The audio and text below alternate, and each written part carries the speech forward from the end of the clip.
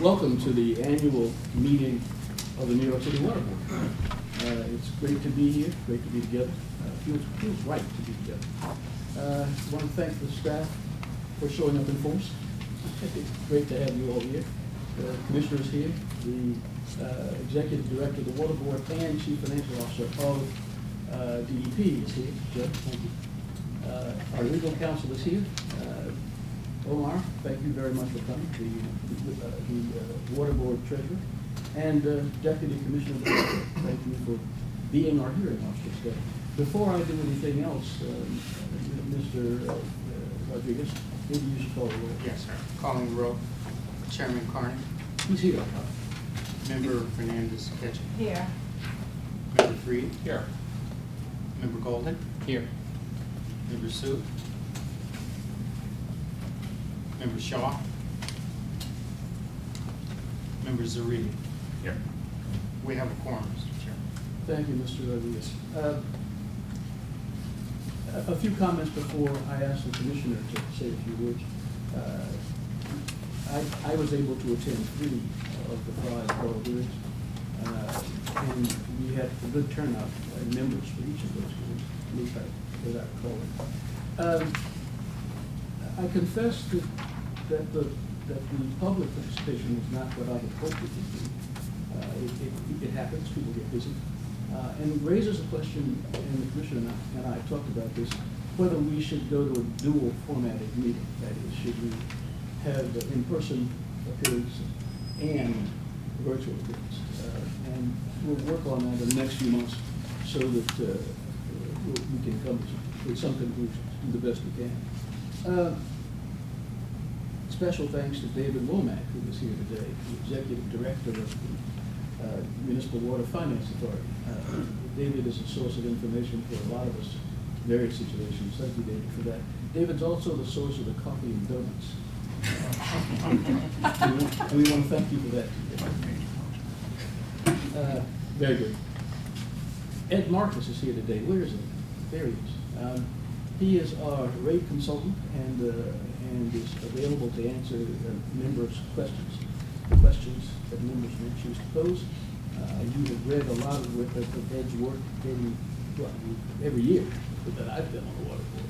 Ed, thank you very much, and thank you for being available to me. As everybody knows in this room, the projected rate increase is 4.42% as presented by DEP. We members are here today to decide whether that's the right number. And we have kept an open mind. We obviously had discussions during this meeting. But I want you to know that nobody here has made up his or her mind about the projected increase. One thank you to the commissioner as we worked through the initial stages of the rate consideration. The commissioner and staff came up with what I called at the time an inspired idea. That is to take the accounts receivable portfolio, take a good hard look at it, and decide how you break it up into parts. There are people who can't afford and who can justify not being able to afford. There are people who can afford but choose not to pay. And then there's a third category of big businesses. The commissioner's going to talk a little bit about that in just a minute. In fact, why don't we ask you to talk about that and other things now? Well, thank you, Mr. Chair. Just as a point of order, do we need to approve the minutes first? Well, yes, we do, but you can do that. And then We have an agenda. We can follow the agenda with the permission of the rest of the board. You can basically do we'll have the whatever you want in commissioner order. So give if you would like to do what the agenda is saying. We'll have the right now. commissioner make comments and then we'll do it. Okay, well, thank you, Mr. Chairman. I think, as you say, we did the full round of meetings across all 5 boroughs as well as upstate. I personally attended 4 of the 5 borough hearings. I think that we had some participation from the public. We had some very thoughtful pieces of testimony. At least some of that I interpret to be fully consistent with the path that we are on. We heard people talk about their concern about accounts receivable, express a sense of unfairness at people who are able to pay and who have chosen not to. So I think there was clear support for the path that we've been on in terms of the amnesty program and the enforcement program. And if there is some concern that continues around how we can help people who genuinely cannot pay, whether that's from affordable housing or from low-income households, and as you know, that has been something that we have focused on. We will continue to, and as all of the members of the water board know, our sustainable rate study that has been going on for nearly 2 years is coming towards a close. We expect to share results with you by the end of this calendar year.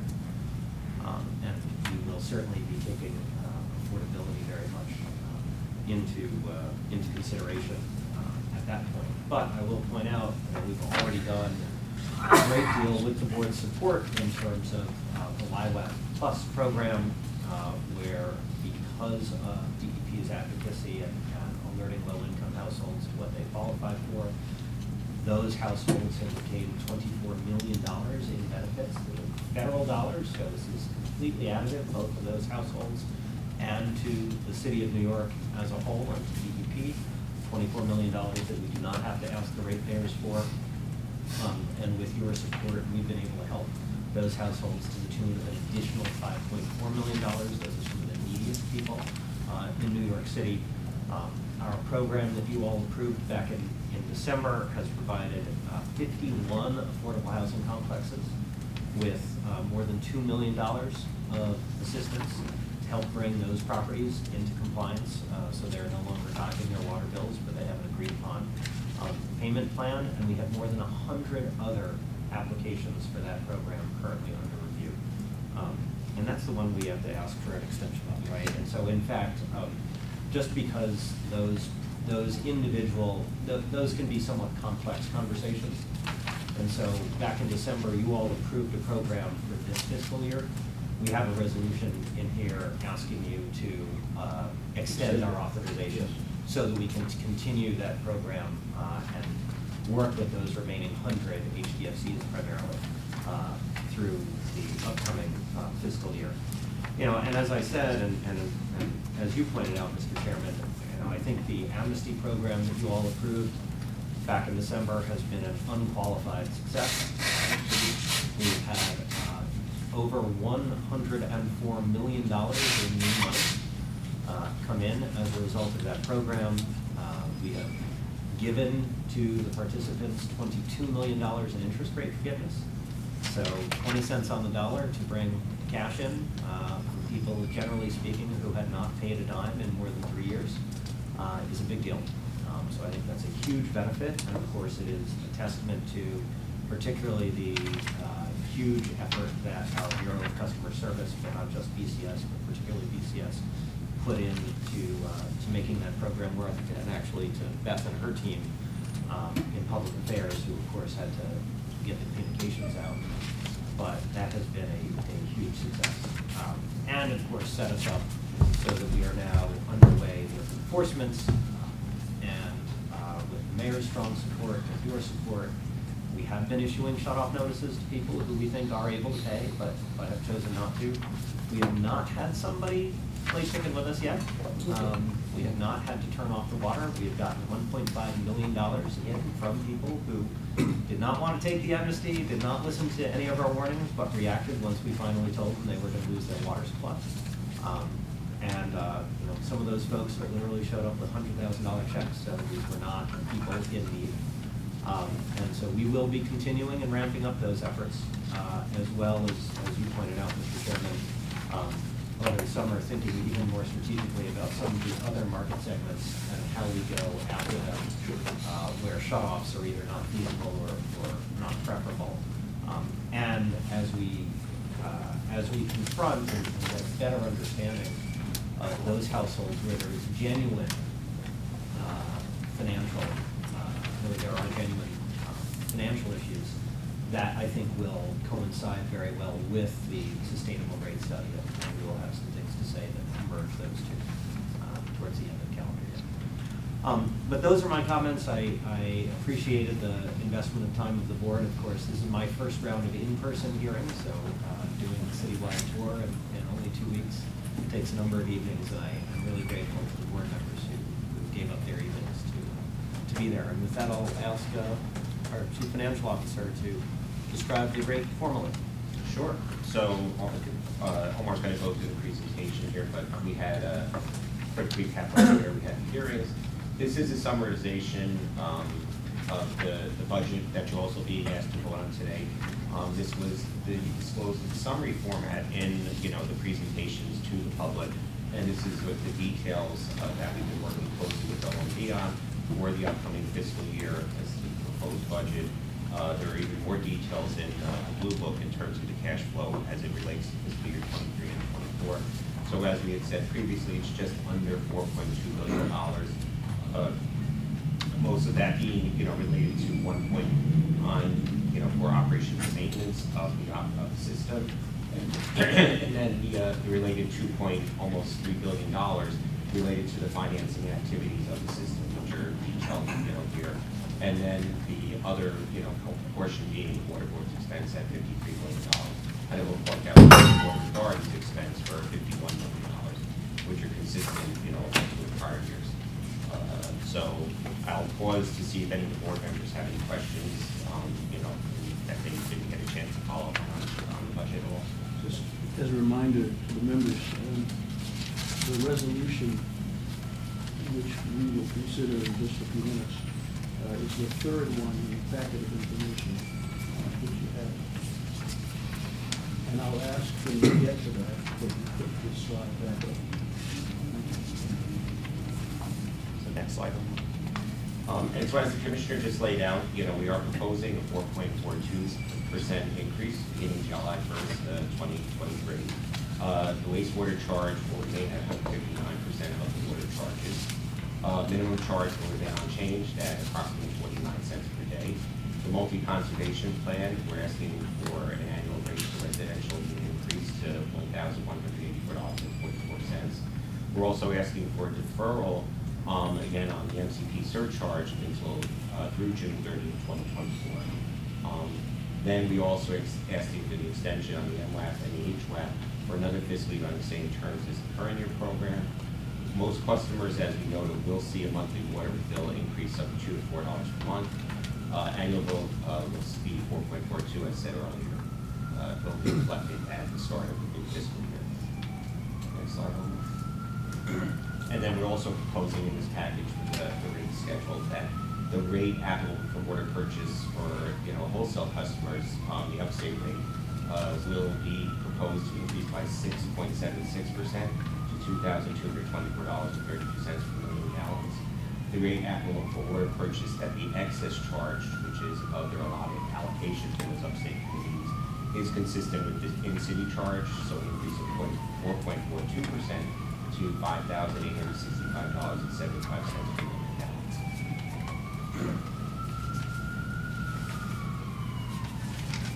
And next slide. And I won't go through and recap, but this is basically summarizing what the commissioner just went through in terms of the efforts we made to reduce the accounts receivable and have more cash come into the system, for this fiscal year that will help out with fiscal year 24, helping to keep the rate at 4.42%. With that being said, I'll turn it back over to you, Mr. Chairman. Thank you very much. Are there questions for Joe or for Rick before we? I think just one clarification on, I think it's on this slide. It's, we're going to be asked to extend the duration of the affordability programs, not the dollars. That's correct. That's correct. And based on the trajectory, do we feel like we will run out of money this fiscal year if we don't increase the dollars? I believe we will run out of money on the HDFCs. It's questionable whether we'll run out of money as it relates to the live wire costs. Thank you. I think it'd be interesting just to see how that goes through the year, and just understand what that burn rate is. Yeah, and we could report that out as we get through, the next quarter or so. So probably, we'll expect to have a meeting in probably September sometime So I would expect you to give an update on where all of these programs stand at that point in time, whether there needs to be any adjustments made at that point. That's good, thank you. Are there other questions? Hearing none, we have in front of each of us a resolution which requires that we vote on the minutes of the May 1st meeting. Has everybody had a chance to read those minutes? Are there any questions or proposed revisions in those minutes? Hearing none, then may I have a motion, please, to approve? So moved. Thank you, Adam. Is there a second, please? Second. Everyone, thank you very much. Thank you. All in favor, please indicate with aye. Aye. Aye. Are there any opposed? Are there any abstentions? So the motion carries unanimously. Thank you. The next resolution before us is the adoption of the fiscal year 2024 annual budget. Omar, if you go back to that slide, so that people can see what we're talking about. I've read the resolution. It's reasonable, it makes sense, it's easy to understand. Thank you very much, Al. Thank you very much. Are there questions about this? About the annual budget? All right, hearing none, may I have a motion, please, to approve it? So moved. Second.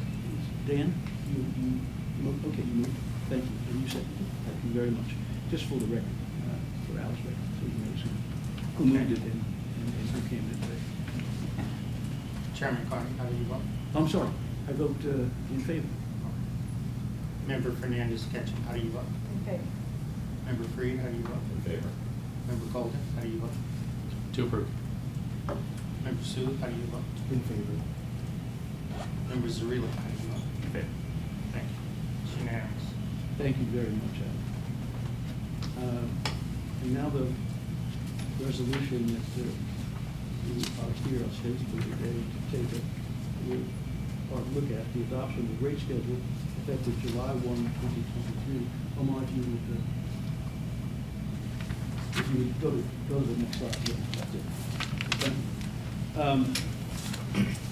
Are there any, we all heard and we now had a chance to read testimony submitted or given by ratepayers, some of whom represented interest organizations, others of whom represented themselves. Are there any comments that anybody here wants to make about the testimony? You don't mind? I don't. So, I'd also like to echo an appreciation of those who did both come out in person and submit testimony, and reiterate, as the chair said, we do always read it and have made changes in the past based on that, so do thought we review it. I also want to note, while we had low turnout this year, I think there are two things that may contribute to it. One, a recognition of DEP's proactive outreach throughout the year, and not just focusing it around the rate hearings and the proposed rate hike, but the sustainable rate study. I've been a member of all of the public hearings around that and engagement on that. So just I think that it's a recognition of the outreach and engagement that DEP has had throughout the year with stakeholders who regularly come out. And also just the fiscal stewardship that we've shown, and the fact that the rate proposal is below the rate of inflation, and the efforts that have gone out to improve the rate, accounts receivable. So despite rising costs, I think this continues to be the best deal in the city. Also, just want to flag again, as we do every year, and Justin, really excited that, as a board and as an agency, we can lean into the sustainable rate study. Continue to think, and as we heard from UHAB and from NRDC and others, there's a lot of opportunity for innovation in the rate structure in New York to catch up with some of the things that are done in other cities. So very, very excited about the resolution of that study this year, and hope and expect to see some of those recommendations coming through in our rate hearing next year. Absolutely critical to ensure equity for ratepayers and customers in the city, to help us meet the unprecedented challenges posed by climate change and ensure the fiscal stewardship of our system. So continue to lay that out for us as a board to make sure that we're all paying attention to that, leaning into it, and appreciation for DP and the staff who've been working on this to have something for us all to consider by the end of the year. Fingers crossed. Are there questions for Adam? Adam, thank you. Thanks very much. So there it is. 4.42%. Ed, will you offer a response to the question I had. You wrote two letters. One was at the beginning of May, the other was on the 26th of May. You made the point, and I think you made it clearly, that over the next 3 years, we can expect to see costs rise.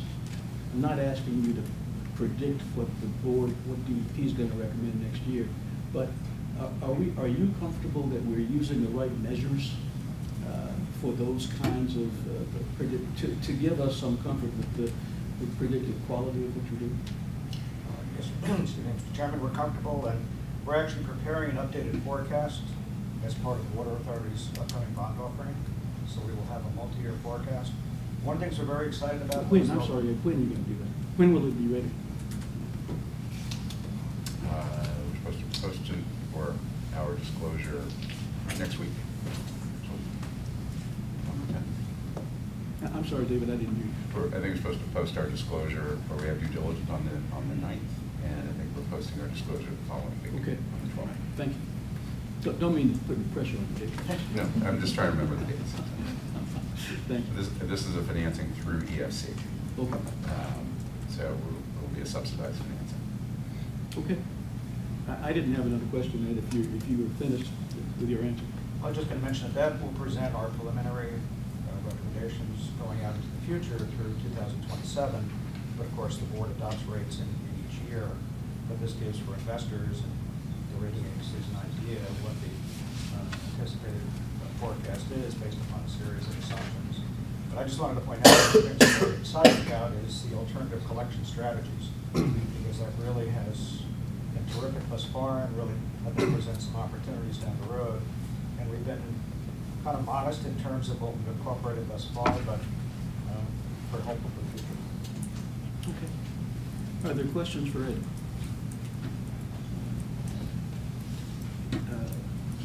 Hearing none, are there questions or comments, further questions or comments about the rate proposal?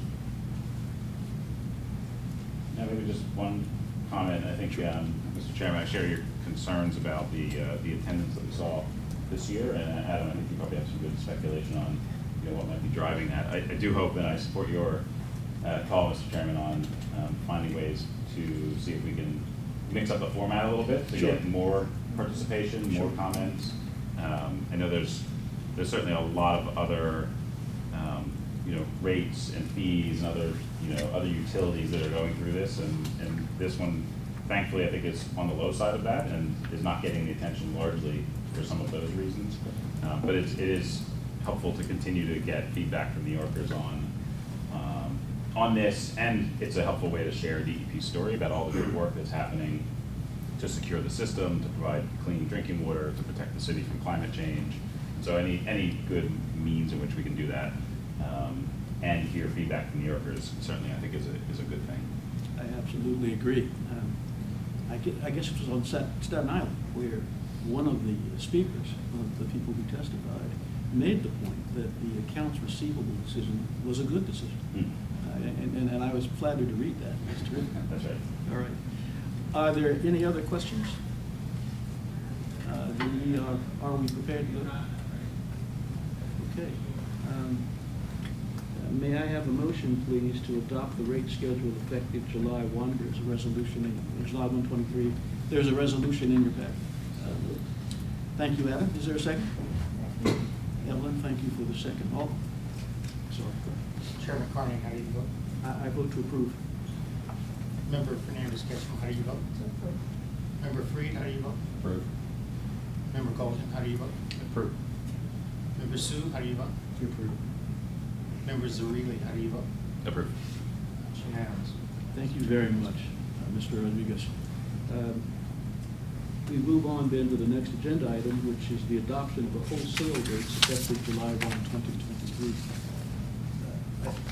I don't think we have a slide for that, do we? The 2 points. Oh, we do, okay. I have a question. It's the excess rate. It's obviously essential. We believe it's essential. DEP recommends it strongly. But I don't understand how we arrive at what that rate is. How do we get to the answer to the question, if you use more water this year than you did last, this is what you're gonna pay for the excess. How do we, and it's probably a Yeah, so complicated answer. well, so the rate structure, in terms of the division between the basic rate, the sort of first tier rate, and the second tier is a typical rate structure you see around the country. It's called an inclined block structure, where the idea is to encourage water conservation below a threshold, you get a certain price, and then you go above the threshold, you get a higher price. And the establishment of that threshold is a variable number from community to community. It's based on per capita consumption in the city and the population of each community. So Scarsdale has one number, Large One has a second, Yonkers has a third, based on their local populations. But each of them is based on the per capita consumption number in the city. Got it. So the idea is they can buy at the cheaper rate, however much water they want, provided that they aren't using more on a per person basis in the city. And that has a basic fairness to it, because the city ultimately constructed and paid for most of the system. So that and it's difficult to kind of, if you kind of allow more than what's being used in the city to be used upstate, there start to be equity issues and concerns at home. So that's the genesis of the lower rate. The higher rate, setting the higher rate at a higher number, should be uncontroversial. That at times has been controversial, but the idea that if they start to use more water on a per capita basis than what is used at home here in the city, there should be some kind of a premium or surcharge is a standard rate-making idea that you see around the country. Now, the objection, well, geez, is a lot higher. And the reason for that is really, if we didn't sell the water to them, we sell it here locally. We could seek to attract, things like beer manufacturers, bottling companies that are water intensive, and sell the money at that immediate rate in the city and not sell it upstate. So it seemed foolish to create an incentive not to sell money to residents who could work and pay taxes and do useful things. If you had it too low, create an incentive not to sell to them, to sell to the city, to water inefficient industries. So the idea was to have kind of that both to encourage conservation, have that second rate be higher, and not to create an incentive not to sell it to them, to sell it here in the city. So that's the reason. Does it work? Well, over the long term, it does. I mean, if you look at the upstate communities have brought the water consumption down considerably today versus the year 2000. It bounces around a lot year to year based on, based on what's going on locally, based on local construction projects. There are a lot of, you'll see communities that have a water contamination issue or a piece of infrastructure give out. In these small communities, they'll buy from us as a backup supplier, which has got a hugely useful service to them that we get credit for, but the backup suppliers that was wrong. So you'll see community conservation bounce around year to year, town to town. But over, you take a 20-year perspective, water consumption has come down dramatically. The high excess price, complaints that there are, has been a big factor. Now, people get a big excess bill one year in the community, and the town manager does something about it usually. So, my view has been highly effective. Okay. Are there questions? Hearing none, it is the fourth resolution on the agenda, the adoption of the wholesale rates effective July 1, 2023. May I have a motion, please, to approve it? So moved. Thank you, Dan. Adam, thank you for the second. Mr. Rodriguez, would you call the roll? Yes. Chairman Cardy, how do you vote? I vote to approve. Member Fernandez Getchell, how do you vote? Member Freed? how do you vote? Approve. Member Golden? how do you Approve. vote? Member Sue? how do you Approve. vote? Thank you. Member Zarilla, how do you vote? Approve. It's unanimous. Motion carries. Thank you. A unanimous conclusion. The last action item on the agenda is a resolution, also appears in your pile of paper, to approve the continuation into fiscal '24 of the fiscal '23 LIWAP Plus Fund, and that's a new name. I see the resolution now provides that the name, there has been a name change. Thank you very much, Al. The LIWAP Plus funding program and fiscal 2023 HDC affordability program. The commissioner has spoken early in the meeting on this. Are there questions about the two affordability programs? No, I certainly asked a question before. I commend the staff and the commissioner for their focus on affordability. It's, I think, critically important for the right communities that are served by this program. So interested to continue to see how it's playing out and how it's being utilized. Thank and you. demonstrates conclusively that we listen, that we are listening to these questions. Wonderful. Are there questions about any of about the resolution first? All right, hearing no questions, may I have a motion, please, to approve it? Evelyn, thank you very much. Dan, thank you for the second. Mr. Rodriguez? Yes. Calling the roll for this resolution. Chairman Carney, how do you vote? To approve. Member Fernandez Getchell, how do you vote? Member Freed, how do you vote? Approved. Member Colvin, how do you vote? Approved. Member Sue, how do you vote? Approved. Member Zarelli, how do you vote? Approved. Unanimous adoption. It's a unanimous adoption. Thank you very much, Mr. Secretary. Is there, we've come to the end of the agenda. Is there any other business to come before the board? I just have one question in the materials. I see that on the list of contracts that were presented to us, that there's two that it seems like they expire before we meet again.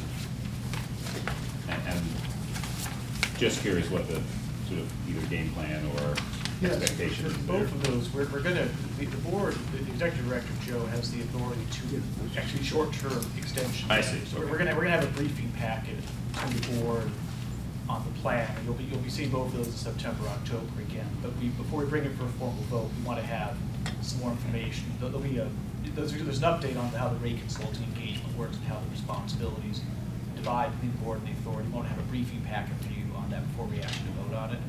And then for the larger, the service line contract, there needs to be kind of an update on the business relationship. Great. Kind of an update on how the pricing and the coverage This is works. an AWR contract. Yeah, so there'll be a large briefing packet we'll get to you before the next meeting. Joe will be doing a bridging instrument to get it in September, October.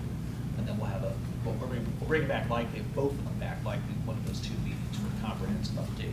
There'll be a formal vote and discussion around the Great. extension. Thanks for that clarification. Omar, thank you.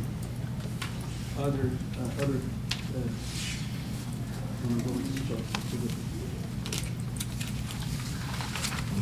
there any other business? Hearing, there being none, may I have a motion, please, to adjourn? Thank you. Second?